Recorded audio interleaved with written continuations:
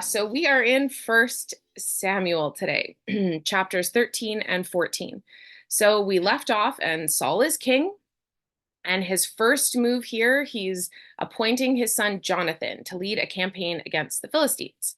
So let's jump in at chapter 13, verse 2. Saul chose 3,000 men from Israel. 2,000 men were with him at Michmash in the hill country of Bethel, and 1,000 were with Jonathan at Gibeah in Benjamin. The rest of the men he sent back to their homes. So the long and short here is that they've basically divided into two campaigns. And Jonathan's campaign is successful. We'll come to know a lot about Jonathan's character in this, but one of the incredible things about him is he's like a wonderful leader and obviously wonderful in battle. So meanwhile, let's go back to verse 5. The Philistines assembled to fight Israel with 3,000 chariots, 6,000 charioteers, and soldiers as numerous as the sand on the seashore. So that's super intimidating right there, obviously. They went up and camped at Michmash, east of Beth-aven. When the Israelites saw that their situation was critical and that their army was hard-pressed, they hid in caves and thickets, among the rocks, and in pits and cisterns. Some Hebrews even crossed the Jordan to the land of Gad and Gilead. So the Hebrews are looking at the army. They're incredibly intimidated, and they're like, we got to hide. Forget this. We're not going to battle. We're going to hide. Saul remained at Gilgal, and all the troops with him were quaking with fear. So Saul has released Jonathan to go complete his war campaign, but meanwhile, he's been asked by Samuel to wait. So he's been told to wait, to not engage yet. So he remains at Gilgal. He waited 7 days, the time set by Samuel, but Samuel did not come to Gilgal, and Saul's men began to scatter. So if I'm Saul in this moment, I'm terrified. The people are looking to me as a leader, and they're losing confidence in my leadership. They're starting to scatter. They're hiding. They're literally hiding behind like boulders and rocks and all over the place. So I'm starting to question my ability as a leader if I'm Saul, and I'm starting to panic, and I'm starting to get really nervous. And so Saul does something that I think, if I'm being honest, I might have put myself in that same position too, where I start panicking and thinking, okay, maybe I wasn't supposed to wait. Maybe something's wrong. Maybe I need to take things into my own hands. Oof, which is like the worst human thing that we always try to do, right? We try to take something that we've been told by God and we take it into our own hands. Okay, so he's been told to wait for 7 days. Samuel has not shown up. He's panicking. So Saul does this. Verse 9, he said, "Bring me the burnt offering and the fellowship offerings." And Saul offered up the burnt offering. Just as he finished making the offering, oh, look who arrives. It's Samuel. And he comes right on in. Samuel is not impressed. He says, "What have you done?" Saul replied, "When I saw the men scattering and that you did not come at the set time and that the Philistines were assembling at Michmash, I thought, now the Philistines will come down against me at Gilgal, and I have not sought the Lord's favor. So I felt compelled to offer the burnt offering." So Saul completely takes things into his own hands, starts making offerings that he should not have been doing. He should have waited for Samuel.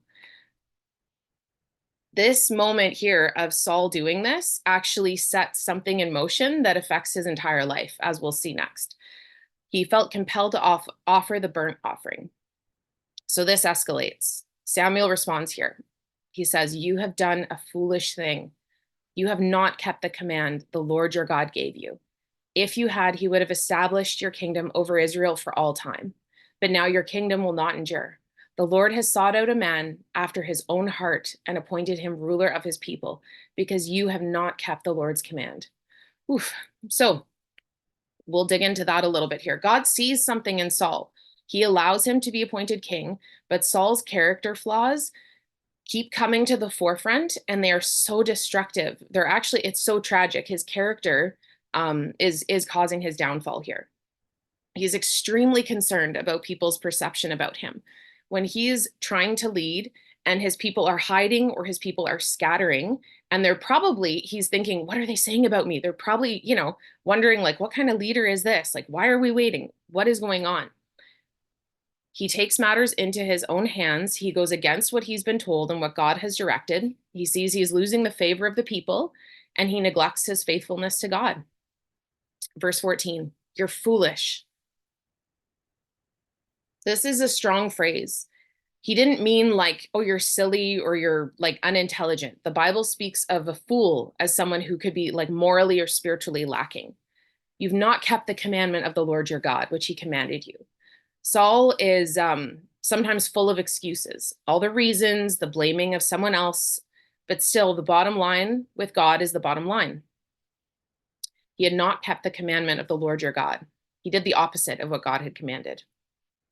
Now the Lord would have established your kingdom over Israel forever. The whole point of being a king was, to it, and still I think some probably is to establish a dynasty, where your children sit on the throne after you. God told Saul that his descendants would not reign after him. Though he's a king, he would not establish the monarchy. Now your kingdom shall not continue.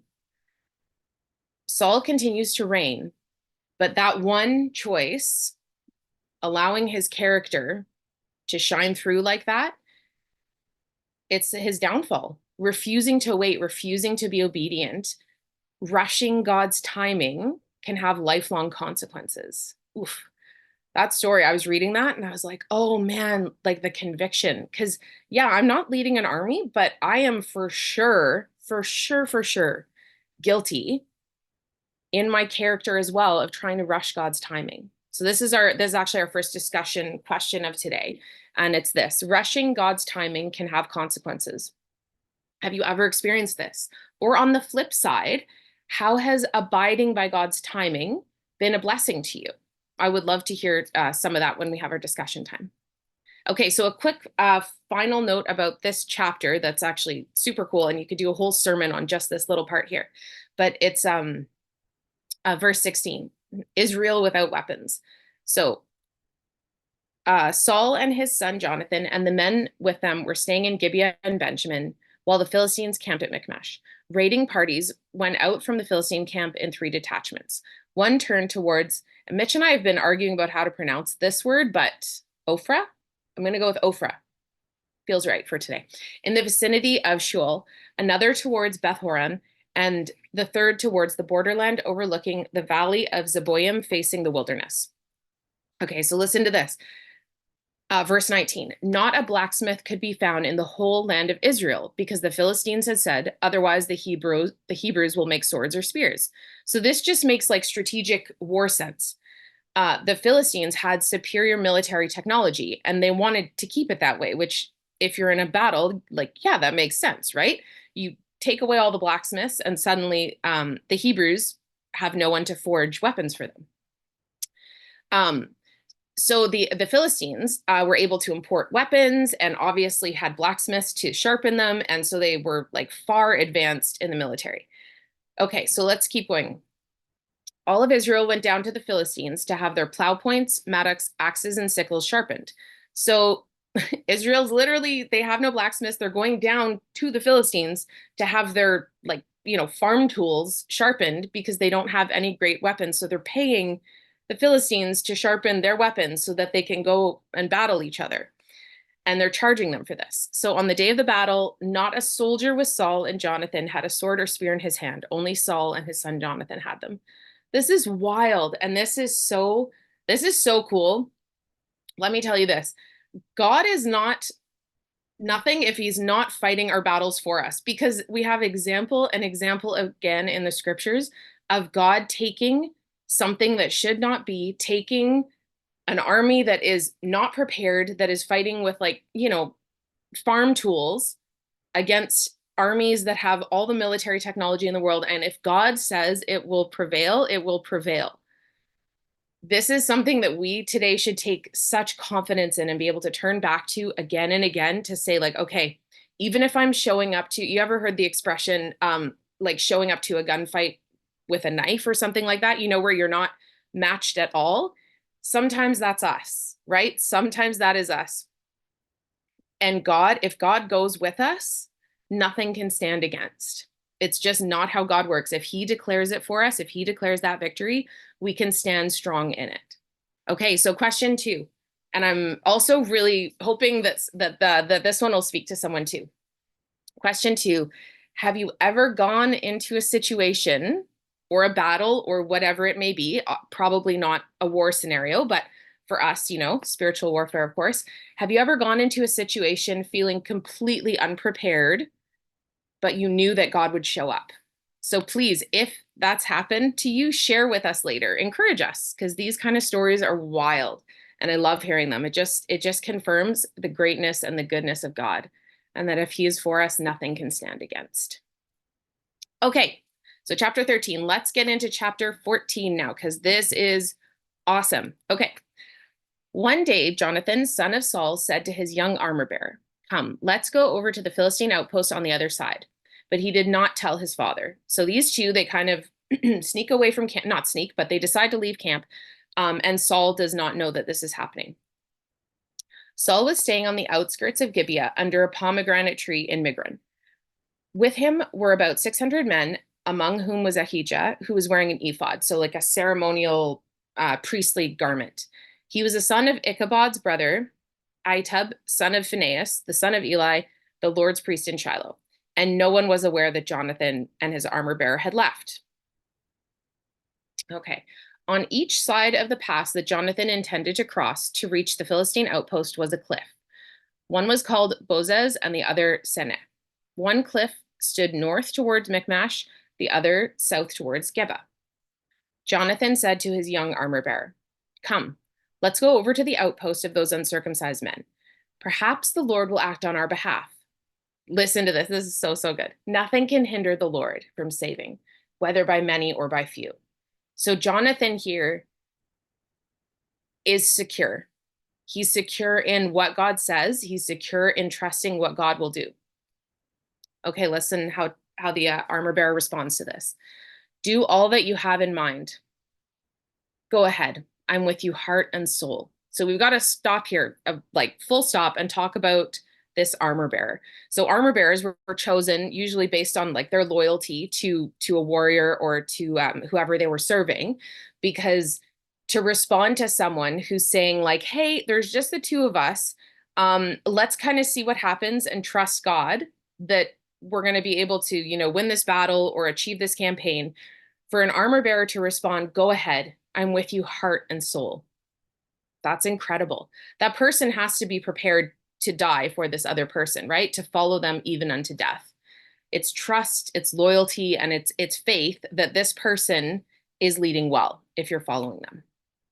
So I really had to pause here in preparation for teaching and kind of like examine these words from like a twofold perspective. So like, first of all, am I willing, are we all willing to do this with our own faith? So if we are following God, like if we're trusting God the way Jonathan does, are we willing to just say to God, regardless of the circumstances in front of us, "I'm with you, heart and soul. Like, let's go. I'm in. I'm right behind you. I've got your back." Like, are we willing to follow plans like that with just unbelievable trust and faith, even despite circumstances saying otherwise? And secondly, the second perspective of that, like, do we have people in our lives? Like, so do I have someone in my life that I'm willing to follow that way? Do I have people in my life that I'm willing to look at and saying like, "Hey, I trust the vision. I trust what God has said to you. I trust that I, even unto death, will be by your side." Do I have people that I would do that for? And do I have people that would do that for me?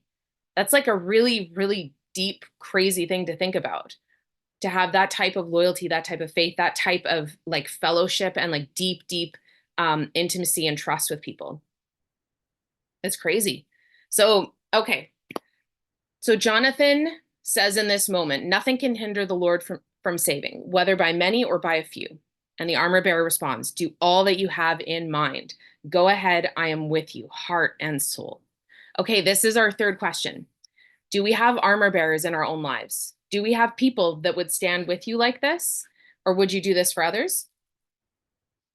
Okay, back into the story. Verse 8, Jonathan said, "Come on then, we will cross over towards them and let them see us. If they say to us, 'Wait until we come to you,' we will stay where we are and not go up to them. But if they say, 'Come up to us,' we will climb up, because that will be our sign the Lord has given them into our hands." So they've got a plan. They trust that God is going to give them clarity on what to do. So both of them showed themselves to the Philistine outpost. "Look," said the Philistines, "the Hebrews are crawling out of the holes they were hiding in." The men of the outpost shouted to Jonathan and his armor bearer. So Jonathan said to his armor bearer, "Climb up after me. The Lord has given them into the hand of Israel." Still, Jonathan sticks with the plan. He says, "Yep, it's a go. Let's do it."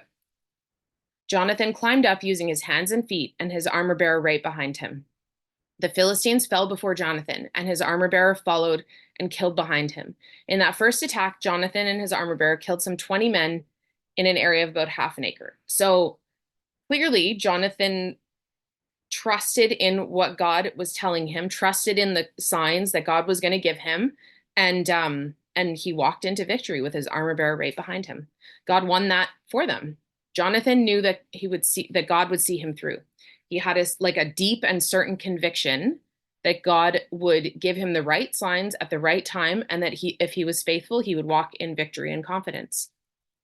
Okay, verse 15. Then panic struck the whole army, those in the camp and field and those in the outposts and raiding parties, and the ground shook. It was a panic sent by God. Saul's lookouts at Gibeah and Benjamin saw the army melting away in all directions. Then Saul said to the men who were with him, "Muster the forces and see who has left us." When they did, it was Jonathan and his armor bearer who were not there. So Saul is now realizing, oh, Jonathan and the armor bearer are missing.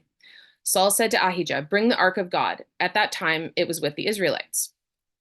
While Saul was talking to the priest, the tumult in the Philistine camp increased more and more. So Saul said to the priest, "Withdraw your hand." Then Saul and all his men assembled and went into battle. So Saul is trying to take advantage of this moment. The camp is in chaos, and he's like, "Let's go, let's go." They found the Philistines in total confusion, striking each other with their swords. Those Hebrews who had previously been with the Philistines and had gone up with them to their camp went over to the Israelites who were with Saul and Jonathan. When all the Israelites who had hidden in the hill country of Ephraim heard that the Philistines were on the run, they joined the battle in hot pursuit. So on that day, the Lord saved Israel, and the battle moved on beyond Bethaven. Okay, so Saul is still all wrapped up in victory, wanting to kind of do it his own way. You see, even in the way that he's, handling the preparation for this army. Okay, so let's see what happens next. Now the Israelites were in distress that day because Saul had bound the people under an oath, saying, "Cursed be anyone who eats food before evening comes, before I have avenged on my enemies." So again, he's thinking about himself. He's saying, you know what, guys, no time for food. I don't care if you're starving or weak or whatever. We're going to battle because I need to avenge my enemies. So he's thinking selfishly. He's not thinking of his army. He's not caring for the people around him. He's panicking. So none of the troops tasted food. The entire army entered the woods, and there was honey on the ground. When they went into the woods, they saw the honey oozing out, yet no one put his hand to his mouth because they feared the oath. But Jonathan had not heard that his father had bound the people with the oath. So he reached out the end of his staff that was in his hand and dipped it into the honeycomb. He raised his hand to his mouth, and his eyes brightened. Then one of the soldiers told him, uh-oh, it's like, "Dude, you're in trouble. Your father bound the army under a strict oath saying, 'Cursed be anyone who eats food today.' This is why the men are faint." So they're literally saying, your father has cursed us, but we're all in terrible shape. We're fainting. We're not doing well here. Jonathan responds, "My father has made trouble for the country. See how my eyes brightened when I tasted a little of this honey?" So Jonathan is like, that seems like a bit of a foolish oath. He's a little bit here saying, "I don't really like Dad's call on this one." He's not impressed with it. He's like, "Of course you need to eat. Look what's happening here. See how my eyes brightened?" And then verse 30. "How much better it would have been if the men had eaten today some of the plunder they took from their enemies. Would not the slaughter of the Philistines have been even greater?" Verse 31. "That day, after the Israelites had struck down the Philistines from Michmash to Ajalon, they were exhausted. They pounced on the plunder, taking sheep, cattle, and calves. They butchered them on the ground and ate them together with the blood. Then someone said to Saul, "Look, the men are sinning against the Lord by eating meat that has blood in it." "You have broken faith," he said. "Roll a large stone over here at once." So this is the result of like a panicked, starving army. They go and they plunder because they're in a panic, and they're butchering things, and they're not properly treating things. They're not draining the blood properly, so they're desecrating all of it, because of Saul's oath that he had given to them not to eat. Now they're so hungry that they're going crazy with it. Okay. Verse 34. Then he said, "Go out among the men and tell them, each of you bring me your cattle and sheep, and slaughter them here and eat them. Do not sin against the Lord by eating meat with blood still in it." So everyone brought his ox that night and slaughtered it there. Then Saul built an altar to the Lord. It was the first time he had done this. Saul said, "Let us go down and pursue the Philistines by night and plunder them till dawn. Let us not leave one of them alive." Again, he's panicking, and he's trying to fix it once again. They respond, "Do whatever is best for you," they replied. But the priest said, "Let us inquire of God here." So Saul asked God, "Shall I go down and pursue the Philistines? Will you give them into Israel's hands?" But God did not answer him that day. Again, we see God trying to help Saul learn about timing and obedience. We see Saul's impatience, his eagerness to steamroll God's timing. Saul said, "Come here, all of you who are leaders of my army, and let us find out what sin has been committed today. As surely as the Lord who rescues Israel lives, even if the guilt lies in my son Jonathan, he must die." But no one said a word. So nobody of all the leaders wants to sell out Jonathan, even though Jonathan has broken the oath and eaten the honey.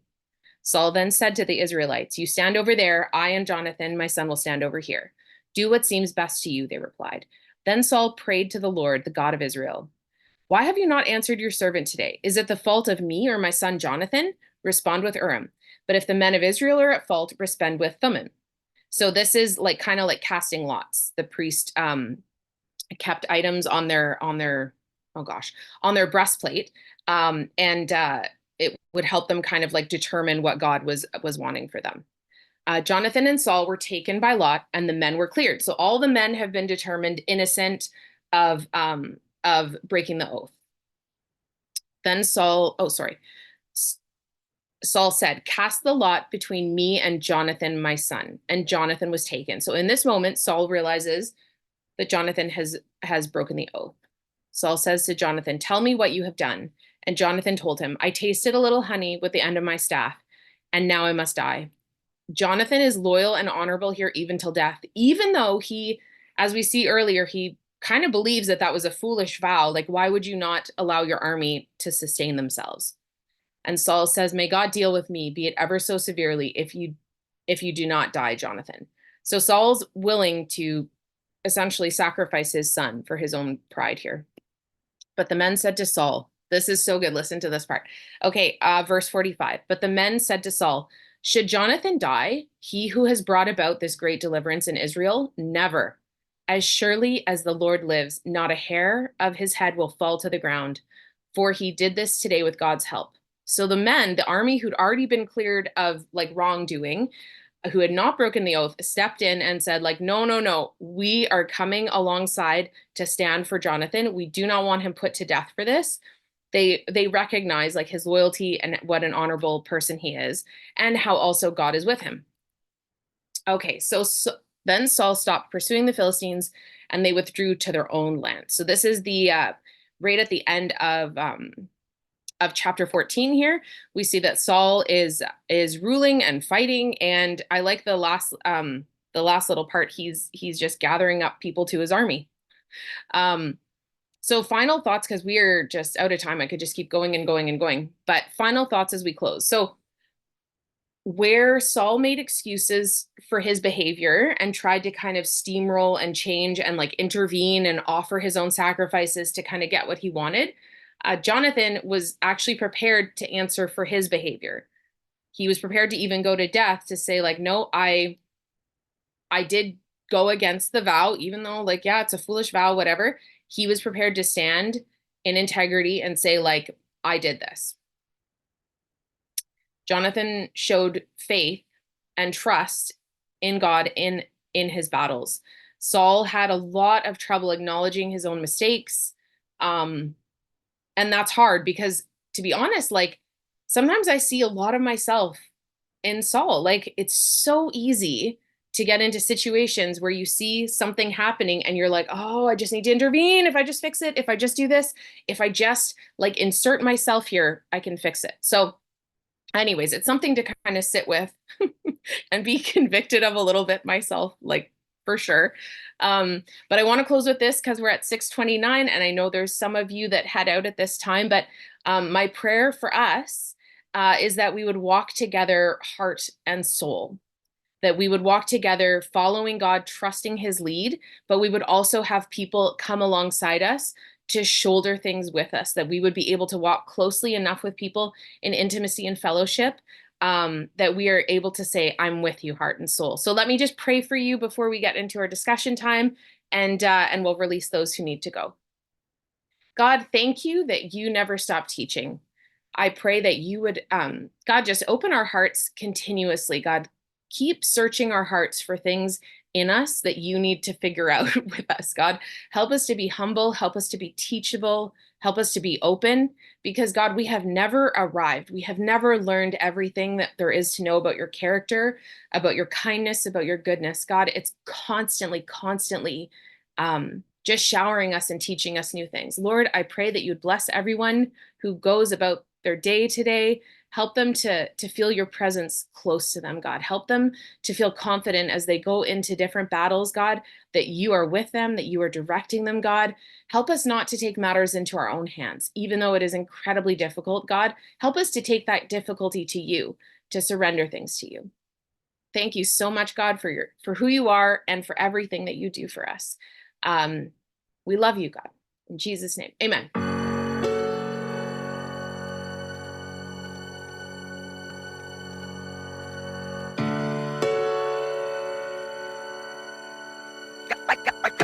One to the two and two to the three. Let the world see the Holy Trinity.